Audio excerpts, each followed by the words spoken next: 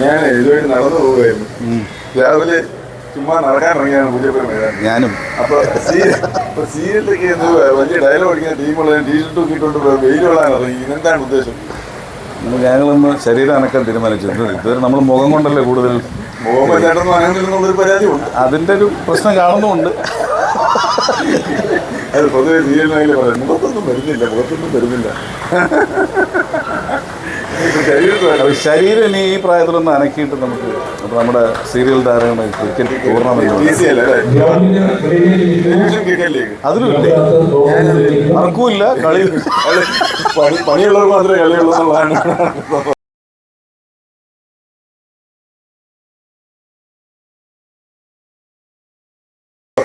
അതെ, ഇപ്പൊ മണിമുത്ത്, ആനന്ദരാഗം, കനൽപ്പൂവ്, സുഗമോദേവി, മൗനരാഗം, അഞ്ഞിൽ വിരിഞ്ഞ പൂവ്, അങ്ങനെയുള്ള 8 ടീമാണ്. അതിനകത്ത് സീരിയൽ താരങ്ങളുണ്ട്, ടെക്നീഷ്യൻസ് ഉണ്ട്, മിക്സറാണ്. എല്ലാവരും കൂടെ സീരിയലുമായിട്ട് ബന്ധപ്പെട്ട് നിൽക്കുന്ന നടിയില്ല, നടികൾ സപ്പോർട്ട് ചെയ്യാൻ മാത്രം. തുടങ്ങിയിട്ട് അതെ, ഫൈനലൊക്കെ ആകുമ്പോഴത്തേക്കൊക്കെ 8ാമത്തെ വർഷമാണ് പൂജപ്പുരം മൈതാനത്ത് നടന്നുകൊണ്ട് എല്ലാ വർഷവും നടത്തുന്ന ഒരു ടൂർണമെന്റാണത്. ഞാൻ ആദ്യമായിട്ടാണ് കളിക്കുന്നത്.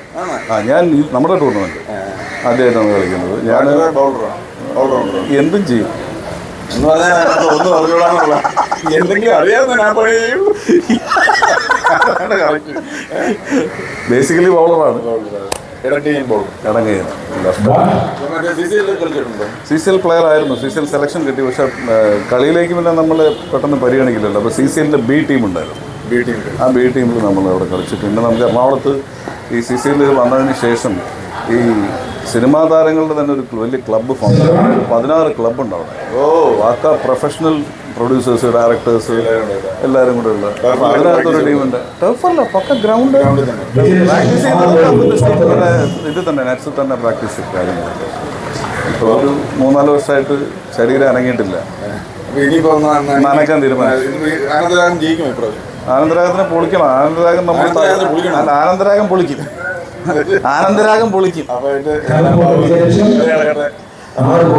എന്തായാലും എൻ്റെ വർഷങ്ങളായിട്ടുള്ള ബന്ധമാണ് രഞ്ജിത്തായിട്ട്. അപ്പോൾ രഞ്ജുവിൻ്റെ ഈ ചാനൽ, യൂട്യൂബ്, എല്ലാ വിഷയങ്ങളും ചർച്ച ചെയ്യുന്ന ഒരാളാണ് മുൻഷി. ആനുകാലിക പ്രസക്തിയുള്ള കാര്യങ്ങളാണെങ്കിലും അതിനെ വളരെ രസകരമായിട്ട് പ്രേക്ഷകർക്ക് മുമ്പിൽ എത്തിക്കുന്ന ഒരാളാണ് മുൻഷി. അപ്പോൾ നല്ല രീതിയിലുള്ള അവതരണം, നല്ല ഭാഷാ പ്രയോഗങ്ങൾ, ഈവൻ നല്ല തമാശകൾ പറയുകയാണെങ്കിൽ തന്നെ വളരെ കുറച്ച് നമ്മൾ ചിന്തിക്കേണ്ടി വരും. എന്താണ് അതിൻ്റെ ഉള്ളിലേക്ക് ഇറങ്ങി ചിന്തിക്കുമ്പോഴേ നമ്മൾ പിന്നെ ചിരിക്കുകയുള്ളൂ. അതാണ് രഞ്ജിത്ത്. നല്ലൊരു നല്ല മനസ്സിൻ്റെ ഉടമയാണ്, നല്ലൊരു സുഹൃത്താണ്. അപ്പോൾ എന്തായാലും രഞ്ജിത്തിൻ്റെ ഈ യൂട്യൂബ് ചാനലിൽ എൻ്റെ എല്ലാവിധ ആശംസകളും എല്ലാ സപ്പോർട്ടുകളും ഉണ്ടാവും. ഇനി എനിക്കൊന്നും ചെയ്യാൻ തോന്നുന്നില്ല. കാരണം ഇത്രയൊക്കെ നല്ല വാക്കുകൾ ഇവർ സംസാരിക്കാനുള്ള ഇവർ പെരുമാറാനുള്ള നല്ല പരാതി കേട്ടിട്ട്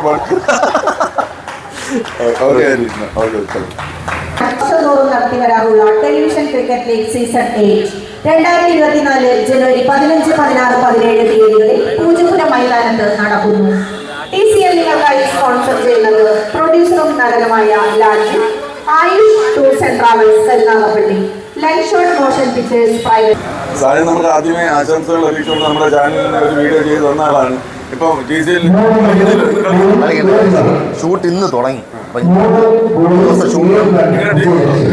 നമ്മളെ സീരിയൽ ടീമില്ല. നമ്മുടെ ജോസാണ് അതിൻ്റെ കൺട്രോളർ. അപ്പോൾ ജോസാണ് ക്രിക്കറ്റിൻ്റെ ആൾ. അപ്പോൾ ജോസ് മൗനരാഗത്ത് കളിക്കുന്നുണ്ട്. നമ്മളെ ടീമിൽ ഇറക്കില്ല. അടുത്ത വർഷം പറ്റുമെങ്കിൽ അതാണ് ഇത് എല്ലാ വർഷവും നടത്തുന്നതല്ലേ? എല്ലാ വർഷവും. പിന്നെ ഇത് നമുക്ക് ഈ പറഞ്ഞ പോലെ ഇവിടെ വരാതിരിക്കാൻ പറ്റില്ലല്ലോ. നമ്മൾ ഞാൻ ഒരു വർഷം 2 വർഷം കളിച്ചിട്ടുള്ളൂ. പക്ഷേ ഇവിടെ വന്നത് കാണുന്നതും ഇവിടെ ഇരിക്കുന്നതും ഒരു ഭയങ്കര ആവേശമായിട്ടുള്ളൊരു കാര്യമല്ലേ. അല്ല, ഇപ്പൊ സീരിയലുകൾക്ക് തന്നെ അടുത്ത വർഷത്തെ ടൂർണമെന്റിൽ ഇറങ്ങണം. നമ്മളും അതിനെ പറഞ്ഞുകൊണ്ടിരിക്കുന്നത്. അടുത്ത വർഷം എന്തായാലും കളിക്കാറണം എന്ന് പറഞ്ഞു കഴിഞ്ഞാൽ നമ്മൾ ഇരിക്കുന്നത് ഒരു ആവേശം തന്നെ ഇവിടെ. അത് പറയാതിരിക്കാൻ പറ്റില്ല. സീരിയൽ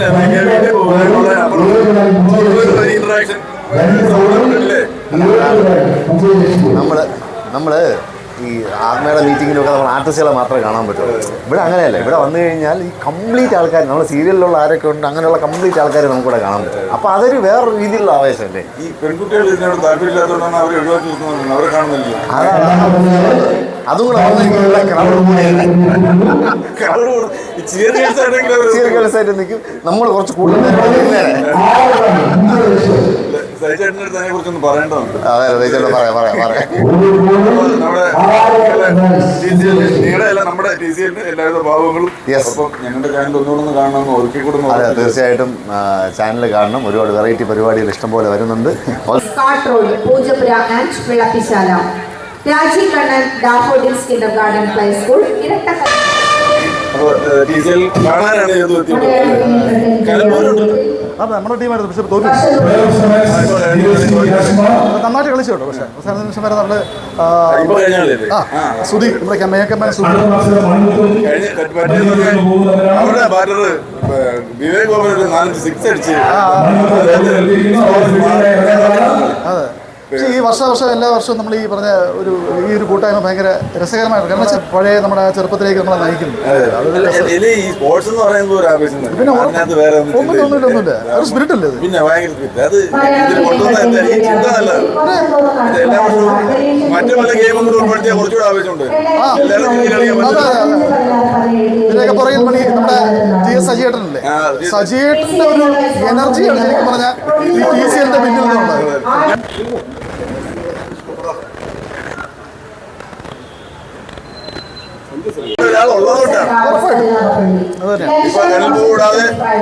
കൂടാതെ ഞാൻ ചന്ദ്രികയിൽ അലിയുന്ന ചന്ദ്രകാന്ത് ഇന്ന് മുതൽ പുതിയൊരു സീരിയലാണ് കഥാനായിക മനോരമയിൽ.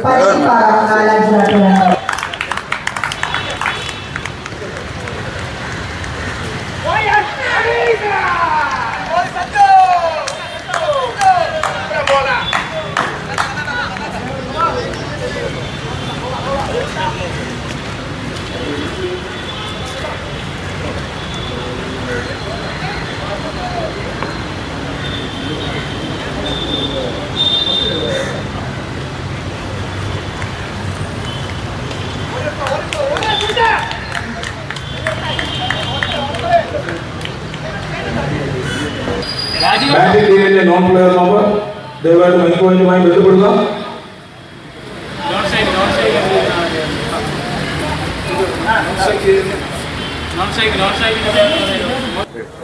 ഷാജി തിരുമല പ്രൊഡക്ഷൻ കൺട്രോളറാണ്. ഈ TCLന്റെ എല്ലാമാണ് എന്ന് പറഞ്ഞാൽ എല്ലാത്തിലും ഓടി നടക്കുന്ന ഒരാളാണ് ഷാജി.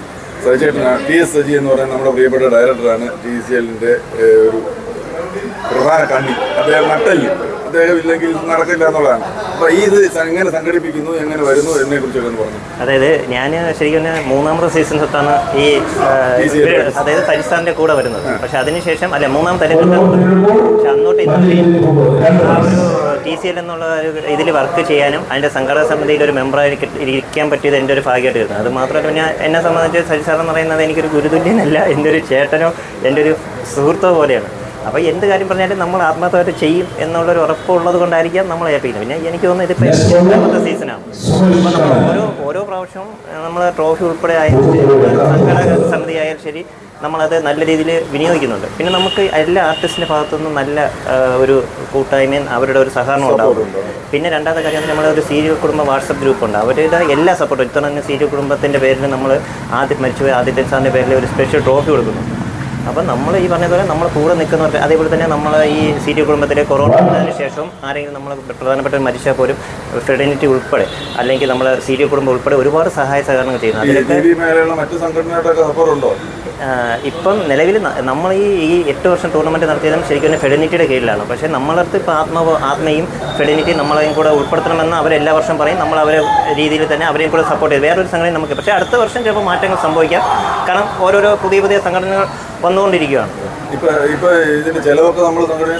ചിലവെന്ന് പറയുന്നത് നമുക്ക് ശരിക്കും പറഞ്ഞാൽ നമ്മൾ ഒരു ടീമിൽ നിന്ന് വാങ്ങിക്കുന്നത് 6000 രൂപയാണ്. അപ്പോൾ 6000 രൂപ എന്ന് പറയുന്നത് 7 ടീമാകുമ്പം 42,000 രൂപ. നമുക്ക് ട്രോഫിക്ക് മാത്രം ഏകദേശം അതിനേക്കാൾ കൂടുതൽ എമൗണ്ട് ആവും. പിന്നെ ഈ പറഞ്ഞതുപോലെ സജി സാറിൻ്റെ വർഷങ്ങളായിട്ടുള്ള ഇടപെടലുകളും കാരണം കുറേ സുമനസ്സുകൾ നമ്മളെ സഹായിക്കുന്നുണ്ട്. എങ്കിലും ഇടയ്ക്ക് ഒരു ദിവസം 1-2 പ്രാവശ്യം നമ്മൾ ഫെഡറിനിറ്റിക്ക് എനിക്ക് തോന്നുന്നു 5ാമത്തെ സീസണ് 6ാമത്തെ സീസൺ നമ്മൾ 45,000 രൂപ ഫെഡനിറ്റിക്ക് നമ്മൾ സംഭാവനയായിട്ട് കൊടുത്തു. പക്ഷേ കഴിഞ്ഞ വർഷം നമ്മൾ അഡ്ജസ്റ്റ് ചെയ്ത് പോയി. പക്ഷേ ഇത്തവണയും നമ്മൾ എന്താ പറയുക കൈനാശം വരുമില്ല ചിലർ വന്നിട്ട് പറയും എൻ്റെ ഒരു കോൺട്രിബ്യൂഷനും കൂടെ ഉണ്ടെന്ന് പറയുമ്പോൾ നമ്മളത് ചെയ്യും. ഇല്ലെങ്കിൽ പോലും ഈ പറയുന്ന നട്ടലായ സജി സാറ്, കണ്ണൻ ചേട്ടൻ, രതീഷ് ചേട്ടൻ, നമ്മുടെ പിന്നെ രമേശ് ചേട്ടൻ, സമതേട്ടൻ, ഞാൻ ഉൾപ്പെടുന്ന ആ ഒരു കൂട്ടായ്മയാണ് ഇതിൻ്റെ ഒരു ഇത്.